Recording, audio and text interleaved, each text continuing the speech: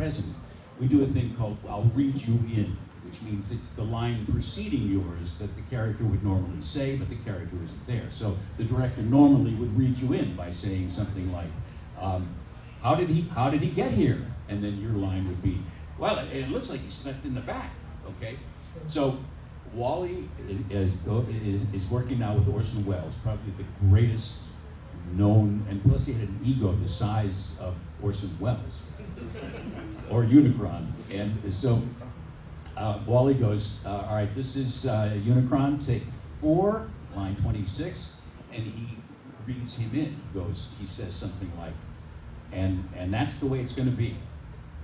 Orson Welles stops. He looks up and says, are you giving me a line reading? And Wally's completely flustered. Oh, no, Mr. Welles, I would never do that. I was reading you in. It was the line preceding yours. I was reading you in. Welles looks down at his script, looks back up at Wally and says, so you were.